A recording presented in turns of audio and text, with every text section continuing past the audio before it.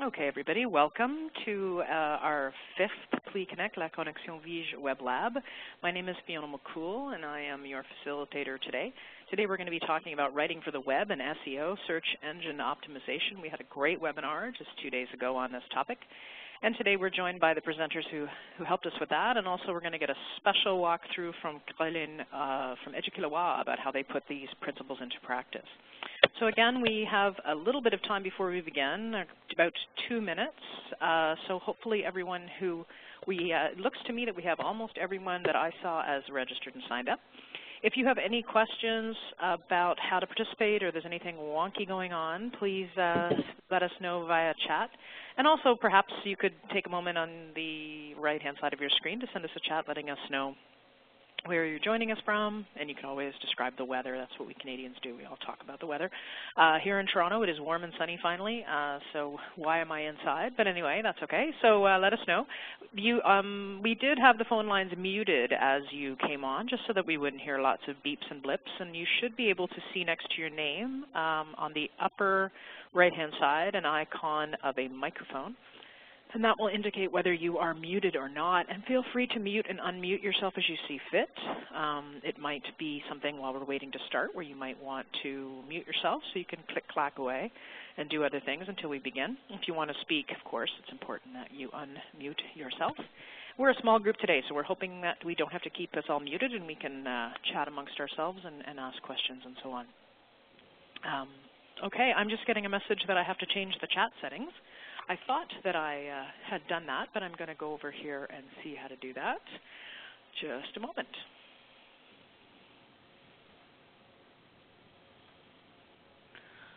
Okay, I'm seeing that according to my, let me see here, I'm seeing according to my privileges that, okay, hang on a second, let me see.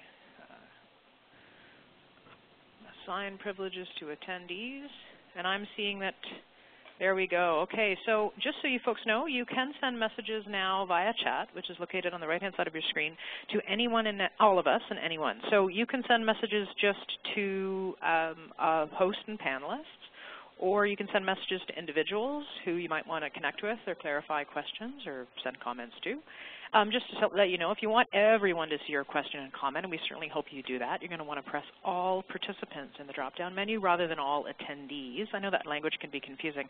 If you click on all attendees, unfortunately, the panelists and myself won't see your chat. So please remember, if you're letting everybody know, to press all participants.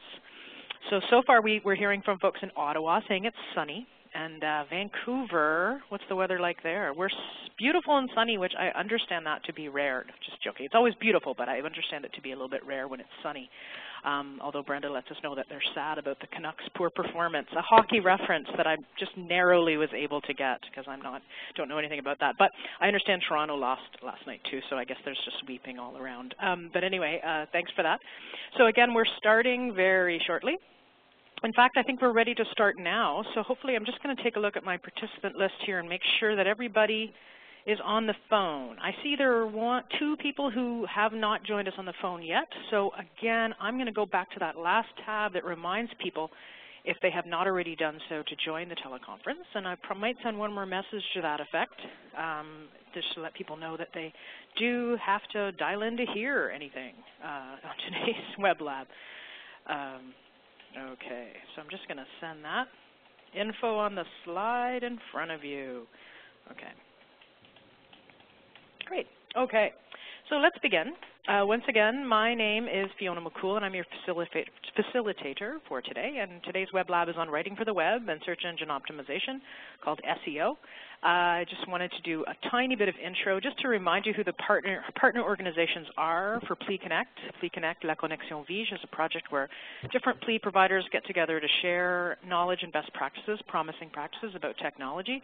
And our project partners are CLEO, Community Legal Education Ontario, that's where I am from, Courthouse Libraries BC, PLEI, and POVNet. So we're delighted to be working together on this nationwide project. And we're funded generously by the Law Foundation of Ontario and the Department of Justice Canada. And we thank them for their support. So once to remind you, hopefully you're all members of the PLEI Connect website. But if you're not, do check it out. We put lots of information there about these sorts of topics, and there's active forums and great blog postings. and resources you can learn about there. Hopefully we can carry on the learning that we do today there. So we encourage you to sign up to the PLEI Connect website to keep up to date on our activities and also to share what you know and what you'd like to know about.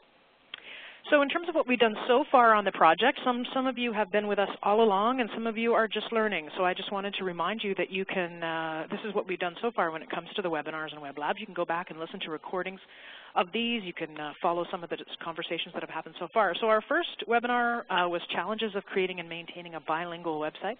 The next one was about web analytics, the ones that really matter for your PLEI project. And then we did a one on PLEI for mobile users that covered apps and how to optimize your website for use on mobile devices. Then we did delivering PLE training using technology. That one we covered courses like Moodle, webinars, and web streaming. And today, of course, writing for the web and SEO. So our schedule today, this is me. I'm your facilitator. I'm your Legal Rights Project Manager. And our speakers today are Caroline Boilly, a Web Editor-in-Chief at Educalois. And she's going to give us a presentation today that takes the learning that we did on Tuesday and puts it into practice. But I wanted to remind you, if you were not able to join us, hopefully if you couldn't join us on Tuesday, you watched an archived recording of Jill's terrific presentation. Jill Peirce is the Sales and Marketing Coordinator from Open Road. And she's joined also today by Darren Gibbons, co-founder and president of Open Road. So they're here as a resource and to clarify some of the things that were covered on Tuesday.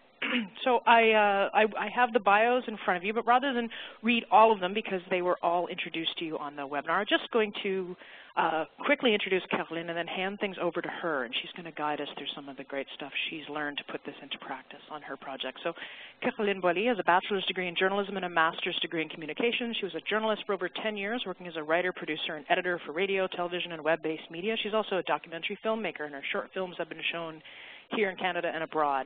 And she's been at Educalois since August of 2011, and she's the editor-in-chief. And without further ado, I would like to pass things over to her, and I'm just going to pull up her presentation, and I'm going to pass the little ball to her so that she can walk you through what she hopes to share with you today. Once again, thank you very much, Caroline, and over to you. All right, thank you. So yes, today we're going to take what we learned at the webinar, and then I'll show you some of the things that we did here to be able to apply them. I'm much more a content person than a technical person, so if you have technical questions, we'll have to share the baton with the presenters from 2 days ago. But it's also they're all tricks that we all can apply in our day-to-day lives to make our websites better. And then you might, just ask the help of your webmaster to apply some of the techniques that we've used. So I'm gonna basically use the SEO pyramid that was presented at the webinar, and I'll go through each levels and show you some of the things that we've done on the practical level. So we were talking about accessible quality content. Here are some of the few things that we did. So last year we did a complete website overhaul at Educalois. One of the reasons being that we found out that we were not doing very well on neither SEO or good web writing for quite a few reasons. And so the main reasons that we did the overhaul was that we needed to be able to have shorter, more accessible content, allowing us to have topics that were much more concentrated on one idea, or like one main idea, to be able to then go and concentrate on good SEO keywords that would allow us to be more successful on Google, and also give a better navigation experience to our readers. We reorganized our content as well. The content had become a little wonky. It was a website that was very many years old, and what happened is that we had started to bolt new things onto the website as we grew and as we had new project, and I call that kind of a Frankenstein website, and at some point, like, there are things that are bolted on that don't make any sense, and for a sitemap, it's very, very bad. So we kind of reorganized the content, and we tried to allow for growth in the future, and it's one of my mandates now to kind of be the guardian of that organization, and I think it's one of the very important things when we take care of websites to be the guardian of somebody has to be the guardian of the architecture of the site. Otherwise, it can get very, very bad very, very quickly. We had a lot of duplicates in our article duplicates on our website due to the way that we had organized the website. I'll show you all these examples after. And then we had URLs that did not include keywords. They were like the old style of URLs with numbers, and so that was not you know, it was not good practice. And then we had a hard time dealing with errors. So one of the things that we did is that we made sure that we could do shorter articles for better SEO targeting. I don't know if I showed the examples. I'm not going to be able to show. Am I going to be able to share my desktop? No way. That's too bad. Our old website had. Caroline, you should be able to share your. I can't click on this. I had links, but they're not working. Oh. Hi, Caroline. Sorry, those links have just been turned into images because it's the display. If you want to show us any kind of website, you would go up and hit the Share tab to share your desktop. Okay. I think it's the only place where I did that, so I'll just let's do. Okay. Is that going to work? So I'm just seeing if there's a bit of a delay. I'm not sure if other people can see it yet. I'm sort of seeing a green screen, and then I imagine any second now something will come up there. Oh, okay, I see your desktop now. I'm sure others will. It all depends on this different speed that people have in terms of their internet connection.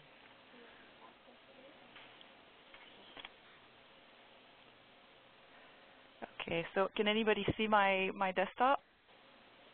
I certainly can. And send us a chat, by all means, if you're having any challenges seeing that.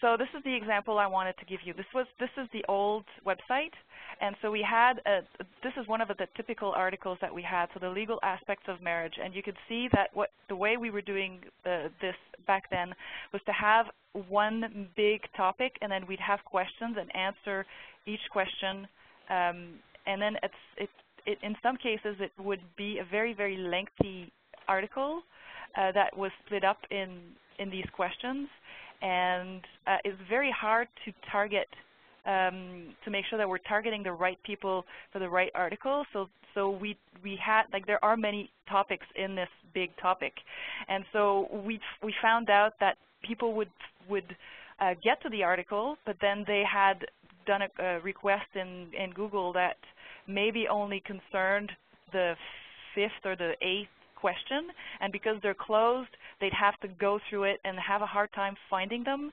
And so we wanted to not have to do that anymore. And then if you go into our new site, we've divided those articles, so the articles are much shorter. So if you're looking for specific information on the contract of marriage, then you're going to get straight to it. You're going to be given the option in all kinds of ways to go further into your reading, but at least if you get the information you wanted without having to look for it. So I'm going to stop sharing and go back to the PowerPoint. And hopefully I didn't do that too often. And so another thing that I was talking about was the content organization. It had become very hard to follow from a reader's point of view. The architecture was not so easy to understand, and there are all kinds of things bolted on. And so when we did the new organization, we made sure that we had like very self, like you start from one page and then subdivide and then subdivide and then so on and so forth, to make it much easier for people to find information in the website. And the architecture is much easier to follow with the category, the topic, the subtopics, and then the articles. And then we had problems with duplicates. This is an example this is one article, and we had it in 4 different places in the website. What happened is that the old website did not allow for one article to be in one place and then showing it elsewhere. So if I wanted to know about the child custody, for instance, well, I had to put it in 4 different categories in order for people to find it if they arrived from 4 different places, which made absolutely no sense. And then in the new, in our new organization, what we did is that we made sure that there was only one location, and in this case is returning to work after parental or maternity leave. We've put it in our work category. However, we wanted to make sure that we made it in parenting and in family. So what happens is that this article is there, but it shows that it's in another section, and then when you click on it, you are sent to the work category, but you've been warned about that, and at least you were able to find the information, even if you did not arrive to the work category called work. So that allows to have only one URL, and as you notice, it's a URL that is not a category, that we decided not to put the category in the URL in order to have much more flexibility. And of course, the keywords were not, we had no keywords in the URL. So this is the article called Rights of the Parents Without Custody, and then you see that, you know, we had a number, which doesn't say anything to anybody, but then now we have it in the URL, which is much more precise and is very good for SEO. Of course, if you are ever going to do something like that, you will run into big challenges with your URLs, because we changed everything in our URL. So it was a big undertaking to make sure that we were minimizing the effect on it, because Google had indexed all of our old addresses, and now we were having new addresses, and we have a site that has thousands of pages of content. And it did impact our page rank and our traffic.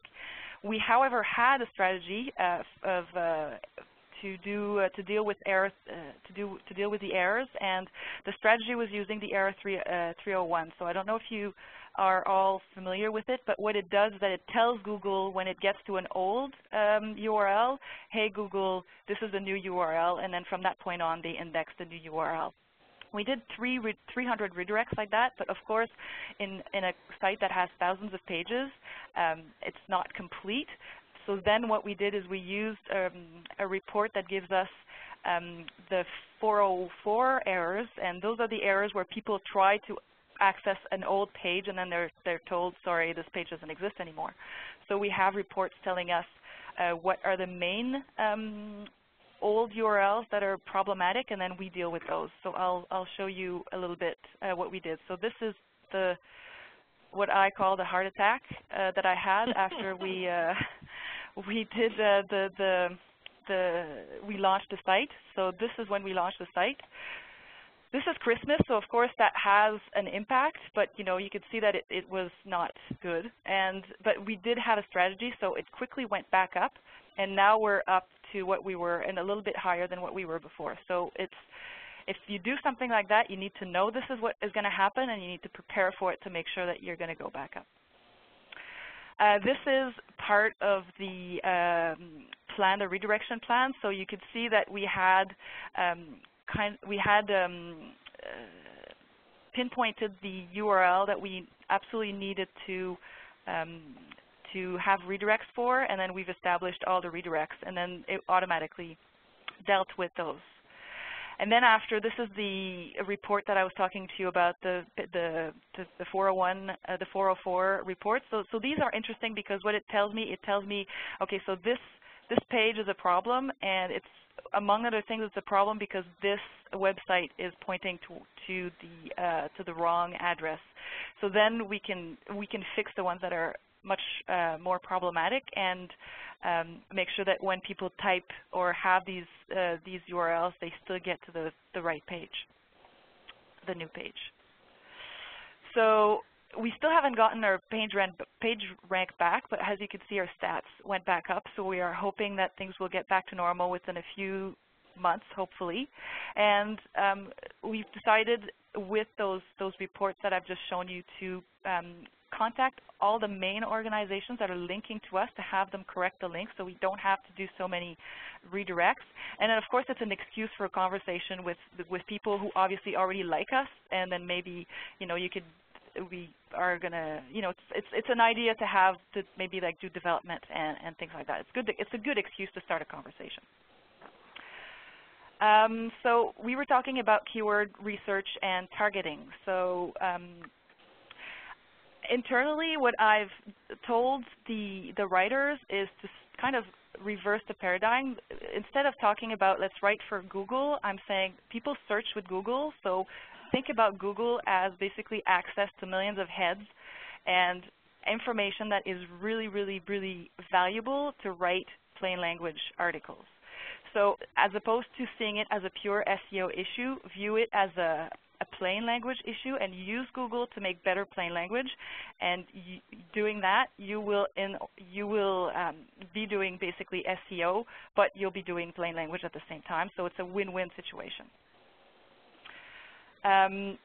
So one thing that we found is that we have very different writers. It's not just one or two people who are writing for our website. So we absolutely had to write a guide. So this is our guide. It's in French, but it's basically a Bible. We call it the Bible. So it has everything that somebody who needs to write for Éducalois needs to know. So for instance, so this is the table of content of the page. So we talk about the content, the titles, the subtitles, how to write paragraph, which ones are more important, how to use dots. What are the little dots when you write? Sorry, when you write an article and you'll semicolons. You mean? No, or bullet? Point form. Bullet, thank you, bullet. Bullet Okay, point. silly.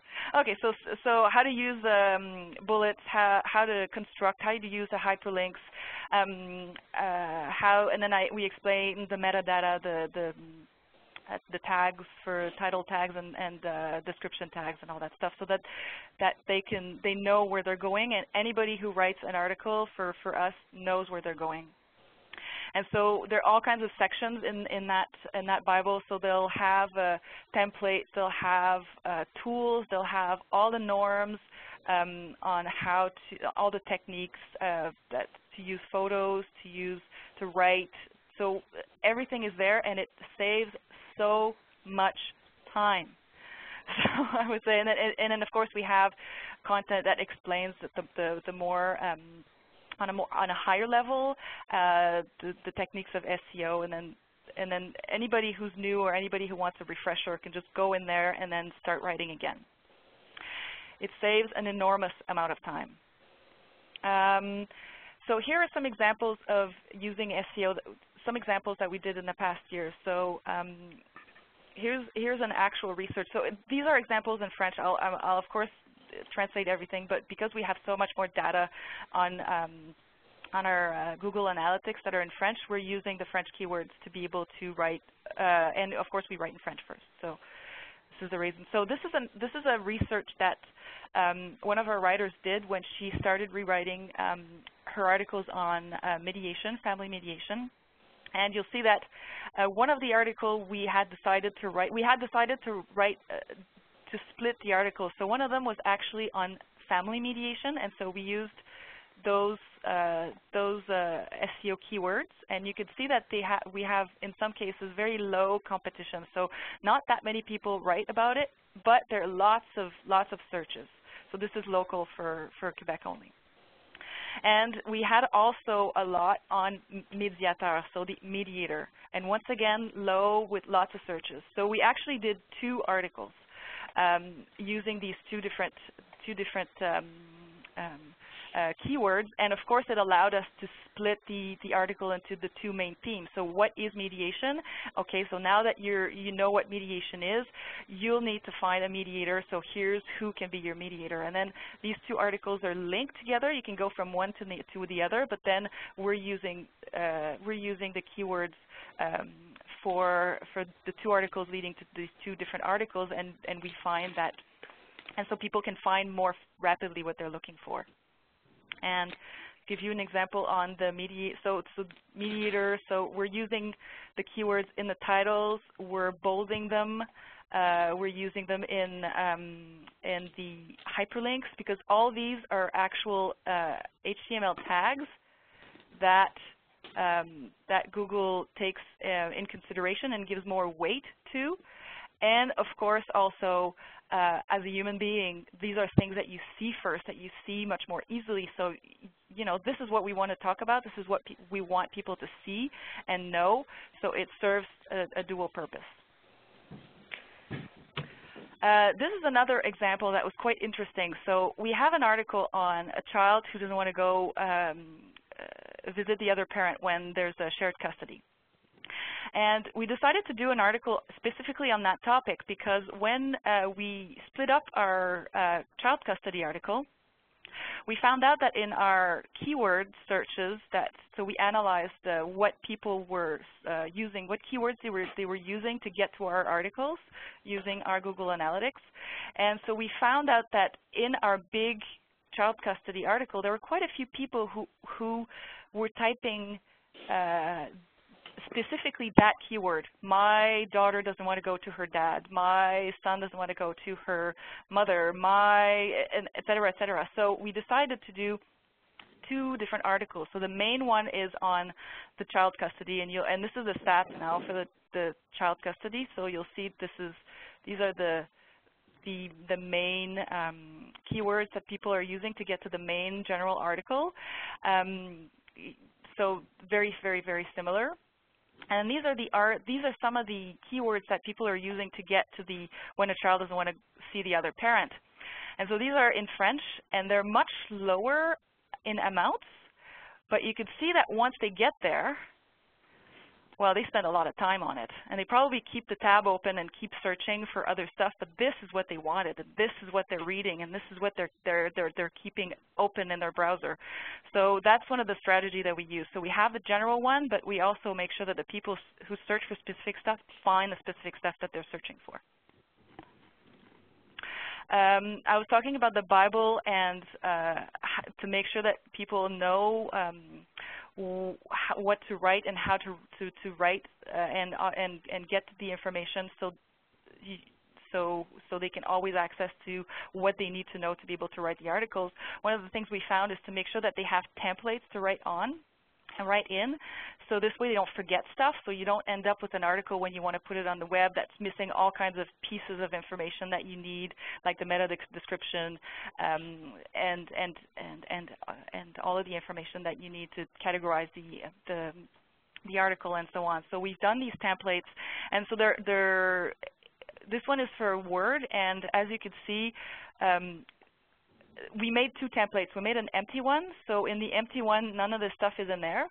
But we also made one that has the explanation, so that it tells them what the title tag is and what the meta description is, and what is it shows them what the HTML tags are for all these for these different pieces of the article, so they understand what's going on and why they're writing it in such and such a way. So they make sure that they give you all the information that you need, and it's also a way to give them very quickly the reasons why you need that information.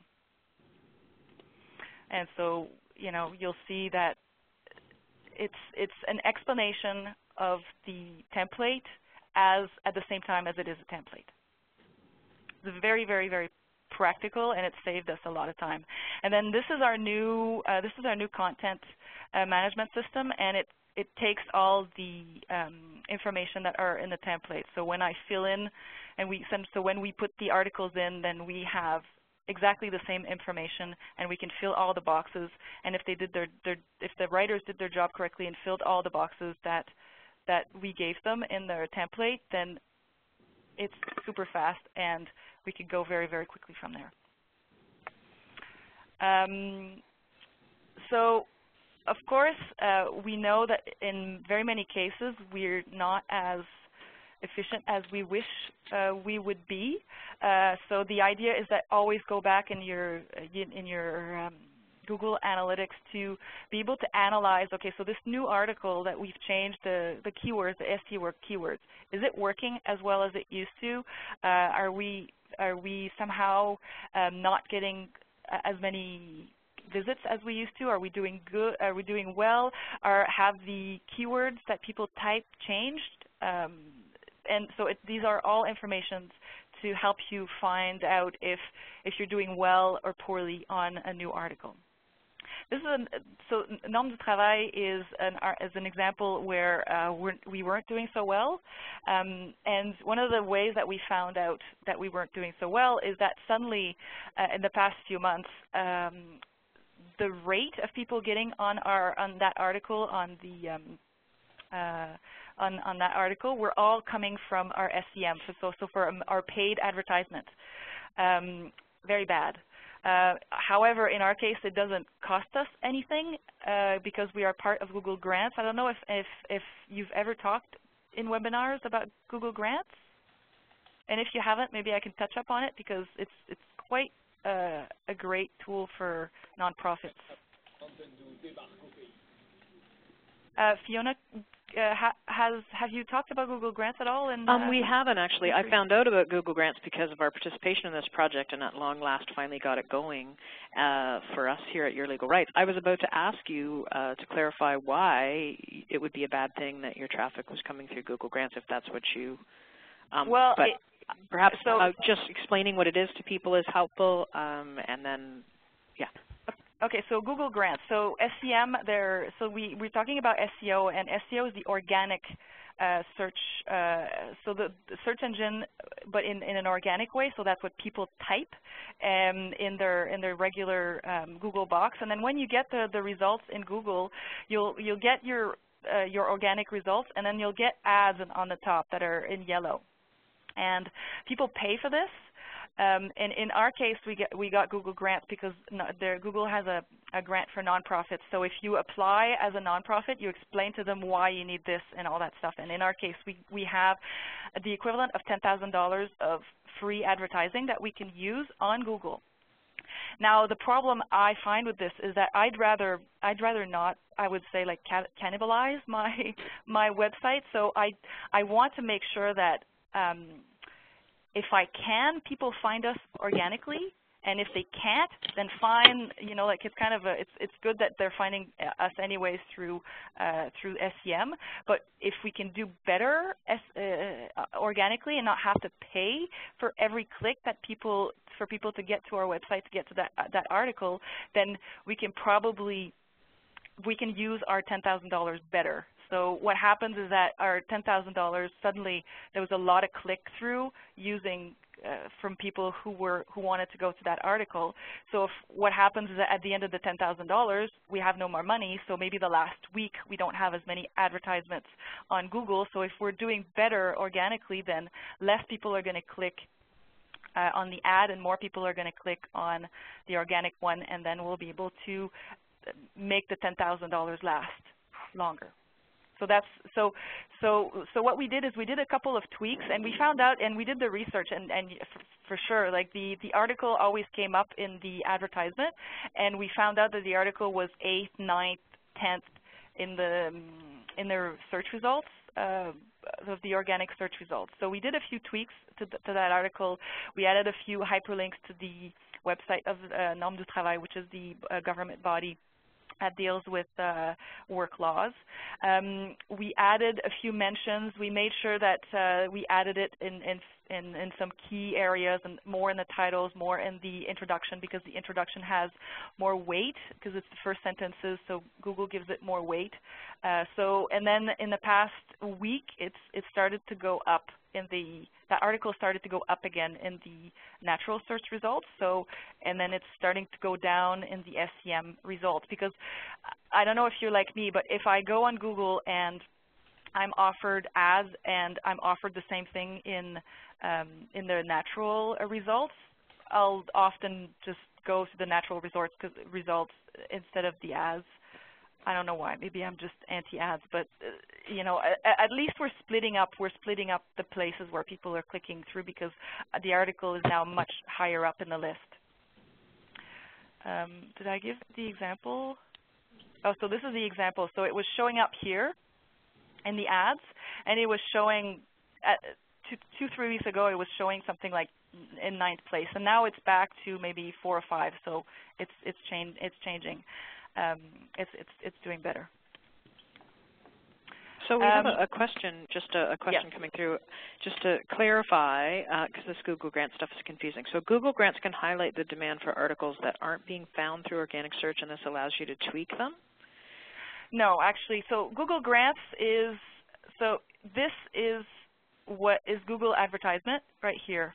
And you see it more and more when you go on Google. Sometimes you'll have 4 or 5 different results that are in this color, kind of yellow color. This is paid advertisement. This is how Google makes money. And Google Grants allows us to basically buy this stuff for free. So a for-profit organization would have to pay for every time somebody clicks on this. An organization would pay. And how Google works is that, so our keyword for this one is norme du travail. And so what happens is Google gives a price, a value for this keyword. So every time somebody clicks on this, for instance, maybe it costs us 25 cents. For divorce, it's a higher, there's more demand, so maybe it costs us $1 every time clicks on a link that is paid that has the keyword divorce. And Google Grants allows us to have that for free for up to $10,000, where for-profit companies have to pay for this stuff. However, what it happens is that when I go in my Google Analytics and I look at that article and I ask Google, okay, Google, tell me where the people, on which link the people click to get to this article. And then Google Analytics will tell me where, well, you know, like last week, 1,000 people came from the advertisement link, and 200 people came from your natural result click. So I basically paid $1,000 for people to get to that article, or however much that keyword is worth, as opposed to making sure that they're clicking on the free one that's here. That's after the ads. Is this clearer? If I may interject, this is Hubert David, also from Éducalois. Well, just to maybe help clarify, Google Grants basically, therefore, is a program that Google has to help nonprofits. And if you are admitted into Google Grants, you get all sorts of advantages. One of them being that you get the equivalent of $10,000 per month. Actually, this is something that Caroline didn't mention, but it's actually $10,000 per month of Google AdWords, which is those ads that you see that are highlighted right here. And this is for registered charities. So all registered charities may ask Google to get Google Grants. And in our case, we got the $10,000 per month equivalent. But you can also get, this allows you also to get after that YouTube Foundation, which is another program that Google supports for nonprofits that gives you all kinds of advantages also on YouTube, and there's a whole list of them. You can have free access to Google Sites, and so it's a good thing for nonprofits to know. There's tons of stuff that you can get for free on there. Thank you. And in the chat box, I just pasted the link for the Google Grants program. And if I could just say, I think we probably need to move on so we have some time for questions. But there's been some changes to Google Grants that have made, we just sort of got onto Google Grants quite recently, and they made the big change to make it a little bit harder to get in that first page of results. So I think if we could share, those of us who use it could share some questions. The PLEI Connect website is a great place to kind of get into the weeds on some of these tools. So if you find out about Google Grants and you want to share some tips and ask some questions, we could start a thread about that perhaps on the PLEI Connect website. I'm certainly happy to do that because I've got lots of questions, and that way we can kind of move on a little bit from that and have a chance to have a little bit of discussion before we run out of time here today. Okay? Okay. So and quickly, make sure that when you check where you're ranking, if you want to know where an article or where a page is ranking in Google, remember that your history in your browser and your browser will give you different results. So if you're logged in as yourself and you always go on your website, chances are your website's going to come up higher in the results than a person outside. So make sure that you're logged off and that you have maybe a browser that you don't use as much that you could use for having the more the results that are as less tainted by your own browsing as possible. We were talking about the tags, and I was talking about how the templates and how the templates and making as much stuff as possible an automatic and as much things automatic as possible will give you the better results. And this is a case actually where I just found out this week that we had a problem, so I just wanted to show you. So this is not the Google color. I'm the one who did that to show you. So this is our main page, and it's supposed to be an automatic meta description and an automatic title tag, and it's not working.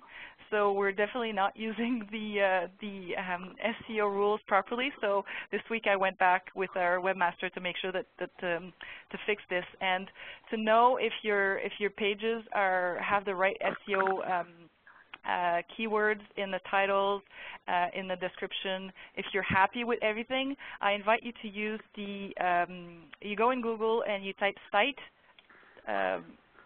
colon and then your site address. So I'll type that in the chat box as well to give you an idea.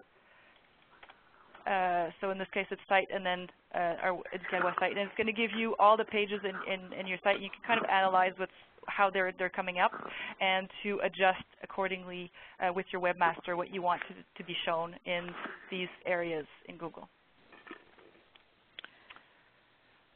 And then we were talking about link building. At Educalwa, the way we do it is through partnerships. Every time we have a partnership, we make sure that people are linking back directly to our site or if possible to articles that fits their mission. So it's very relevant for their people, and so they get relevant content, and it's excellent for the link building. Content sharing, we have partnerships with other websites that have content that wish they had content like ours, and so we've realized that having a piece of an article point on another website through web sharing is actually a very good thing for us. Because we stopped being so holding on to our own content and wanting our content to be absolutely just on our website, and made it much more available on other websites, and it's been an excellent strategy. I would say also for link building, be relevant and cite others. It will make you relevant. I will touch quickly on content curation. Sometimes we're a little hesitant about linking to other people while we're writing an article on a topic. We are scared of sending people away. However, it is such it's when we go to a website that gives us good information and it gives us good suggestions to go somewhere else to get other information on the same topic, we value that website, because we know that if I go on that website, if I go on that page, not only will I get good information, but I will also get good pointers on how to get good information. And it will most likely get the readers to come back to your website, because they know that if there's a spot somewhere that will give them access to pertinent information about a certain topic, that's where they'll go first. And so it's really it's a really good practice, and it will be, of course, a good way after to make sure that other people link back to us if you start it that way. And then we talked briefly about social. I'm not going to go in very deep into that. So, but we just to state that you need to have a good strategy. Don't put everything everywhere. But I think you had a social media webinar, anyways, and monitor what's going on. And this is one of the tools that we use to monitor what is being said about us in the social media, in other websites, and et cetera, and it allows you to be able to be responsive about your own website. So that's pretty much it, I think, and we could take questions from now on. All right, thanks so much. That's so much great information. Anybody have any questions? You feel free to ask them by chat and or by phone. And of course, if you have unmuted yourself, if you've muted yourself, you need to reverse that. There's a little microphone icon. If you go to the very top up where it says participants, you can click on the little triangle and you'll see yourself. And there's a little icon of an old-fashioned microphone, and if it's red, you're muted. And if you want to click on that, you'll reverse that and unmute yourself. So any questions for Caroline or for Jill and Darren, who of course were part of the webinar on Tuesday that provided some of the high-level theory and so on. I have a question, perhaps. Maybe this is helpful. One of the things that Jill mentioned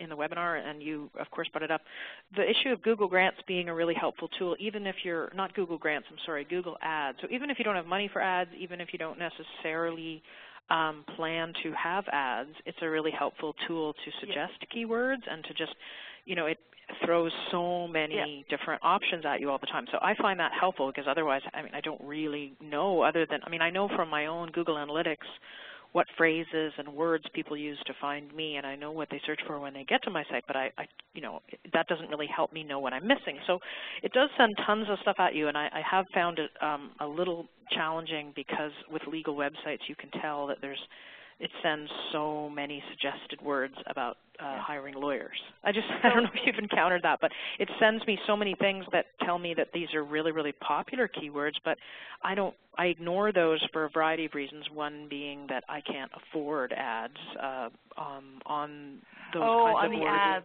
Okay, but also I don't want to give the impression that I don't want to choose keywords that look like I'm some lawyer service. So again, I was wondering if you want to talk about the sort of the keywords that get thrown at you that you choose to selectively ignore, because you don't just want visitors, you want the right visitors, and you want people to immediately leave. Well, so what we did, so these are two strategies that are going kind of hand by hand, so hand in hand, and so we have decided, for instance, to for the advertisement, the keywords that we're buying, to buy keywords that are linked to specific articles. So that kind of allows us to avoid that problem. So I don't link necessarily to my website in my general homepage, but I will link to that article on family mediation. So then what I'll do is I'll go in AdWords, and I think I'll share my screen if that's okay, and I'll go in AdWords. This, by the way, is AdWords.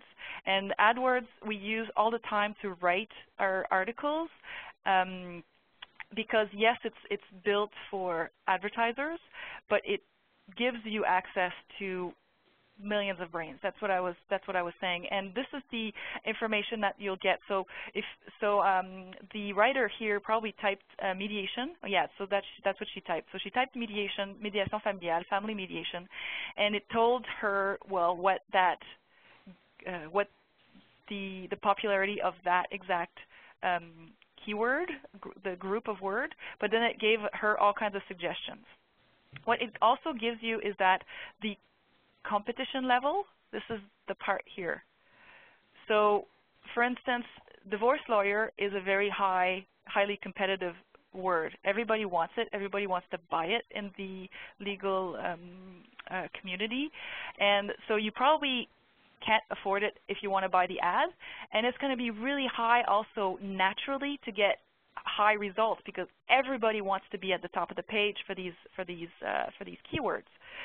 So it's going to be really hard for us or for anybody else to actually get to the top of the page because there are probably some people who have way more money or that have more specific pages about those very, very, very competitive pages that will be able to go to score high. These are good examples of why going smaller articles with specific teams work, because you can see that, okay, so I'm talking about mediation. There actually is low competition. So there are not that many people who are writing about this specific topic as opposed to using the word divorce, for instance. And that's why it's saying this low competitive aspect. So my chances of ranking high in Google if I use these keywords is much, much higher because I'm not competing with 20,000 other websites. It's really, really excellent, that keyword, because it also is searched a lot. So not only there's not very much competition, but it's searched by a lot of people. And this is global monthly searches. And then you can also do a sub-segment with your own local area. So in our case, we selected only French and only in Quebec. And this is the search that are coming up. So I know that in Quebec, every month, 15,000 people are searching for this keyword, and not that many people have a website talking about this. Hence, why don't we write an article about this? It's completely in our mandate. It will get people to understand their rights better, and they will get to our page. And so it's a win-win-win situation. That's great. Jill is participating here in the chat by clarifying the same issue. I find this really, really helpful advice because the other day when we had this is Fiona, when we had the webinar on URLs that are friendly for search engines, like that you shouldn't just have them in your topic pages, but you should have them in every article. So I tried to set that up as best I can, and then it occurred to me that why not have, if you can, why not try to pursue an ad on every single article, as long as you don't change your URLs later. I guess they'd all be broken, but if you have that as a go-forward approach, that idea of going for the specific, because I think Jill covered the fact that, and correct me if I'm wrong, Jill, but when people don't just put in a word like legal rights, but when they put in a phrase like my daughter won't let me see my grandchildren, or if they put in something really specific like that, if they find a match, they're more likely to click on it and stay on it and kind of absorb that content. So a longer string or more words that people search by, am I correct in understanding that is a better, in some ways it's like a better search. And if your content can meet their need, then it's, that's a successful strategy. Is that correct? That's correct. Yeah. Can you guys hear me okay? Yeah. Yeah. Okay, great. Yeah, so it's the difference between short tail and long tail keywords. Short tail meaning the 1 or 2 words. I usually use short tail keywords for my main website pages. So let's say on my home page, I might pick a really short tail, like big keyword that is going to get a lot of volume, because your home page is going to have a lot of links to it and it's going to rank really well, and that gives a signal to Google as this is what my whole website's about. If I'm writing a blog post, that's when I'm going to be a lot more specific because that blog post is going to solve an information need. So I'll pick something that is longer, like 3 to 4 to 5 words, that'll have lower competition, and that'll be exactly what the person's looking for. You want to figure out some type of metric where you can understand as well. It's a little bit difficult for you guys to determine, like, it's not that they're going to click and fill out a form or email you or contact you, but it's figure out a way to tell that you're getting the right user to your page and that they're really engaged. And I think that Caroline had touched on, time on site or something like that. So figure out, I might be getting less traffic, but is this really good quality traffic, and how do I measure that? And another thing about Google AdWords, one of the things that I find very interesting is that once you've typed a keyword to test if people are typing it and to get as much information about it, it suggests you all kinds of stuff. And this one is is an example where people are typing this keyword very often. So it's not. Let me rephrase. Sometimes you'll type a keyword that you think is really popular, and then you'll get suggestions using definition in the keyword. So people will type, how do you say, vers justice participative? Collaborative justice, I guess, would be the. I guess. Right. So that we have an article on that, and so you type it, and you want to know, okay, so what keyword am I going to use for this to make sure that people find me? And you find that people, every time they type that, they have definition, what is, I don't understand. It's a big, big source of information for you to understand what people understand and write your article better, and then also use the better keywords to make sure that they will find your article. So maybe they're not typing the keyword that you thought people were using because they don't understand it. They're typing some other keyword, and then you could adjust your writing by making sure that the right expression is in your article, but that also you're defining it, and then you're maybe using the keywords that people have used in Google to find that information about that topic, because that's what it gives you. It gives you the information about what people understand and what people have naturally typed and come up with to try to find what they're looking for. And that's very, very valuable information. So even if you're not interested in ads and grants and stuff, although it would be great if you were, but if you're new at this, it's just good to set up an account with Google AdWords and just let it, and sort of start to do some sample ads and just let it throw suggestions at you and let it give a sense of the competition. And you know, it's a good tool in combination with Google Analytics to kind of let you just have access to all that Google data on searching, right? Yes, it's free, of course, yep. And yes, they aim it for advertisers, but internally we found that for writing articles, it's been a huge help for challenging each other as well. When we're writing articles, we want to write the best article that will explain this complicated concept that we want to explain. And sometimes it's hard to put ourselves in people's shoes because, you know, like this place, I don't know about your place, but where you work, but here it's full of lawyers, and even if it wasn't full of lawyers who understand this topic already, we work in this environment, so we get so used to the topics we're talking about that we forget what you know, like the people that we're writing for understand and don't understand.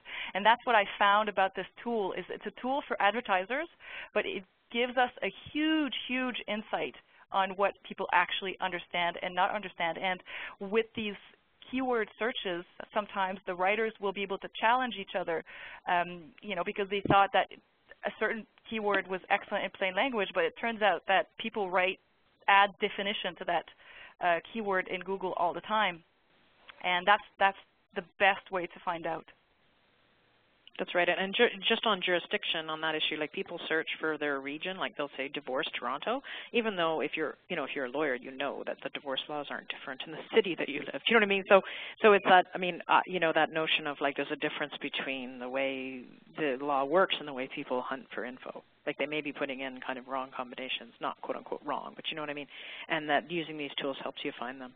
I'm pleased, if anyone has any other questions, jump in, ask some questions. We're almost out of time. I found the other thing that in your presentation really helpful was the way that you guys have adapted your content to be more modular, that notion of kind of layering it and putting related stuff next to it with the same consistent headings.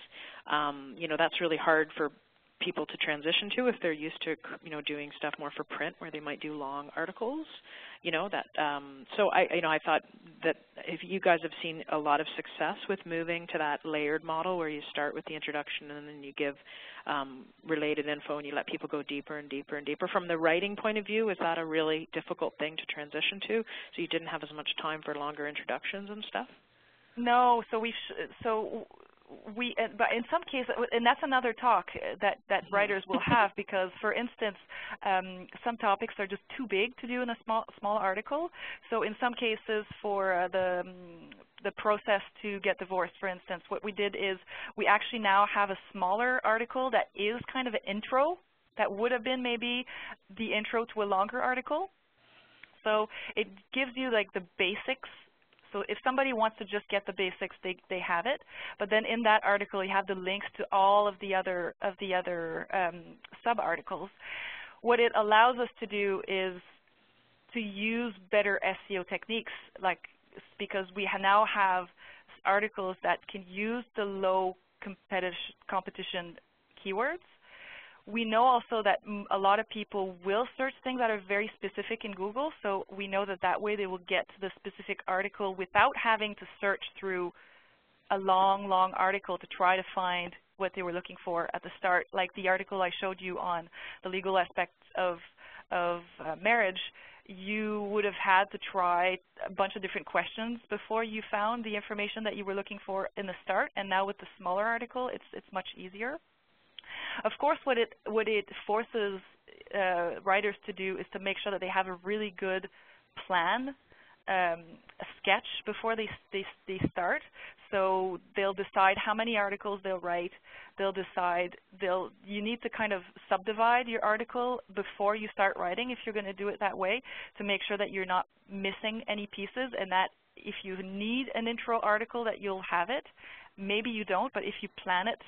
So there has to be a part of planning the topic before you start writing if you're going to do smaller articles. That has to be part of the process. Otherwise, it just becomes too complicated at some point. Okay.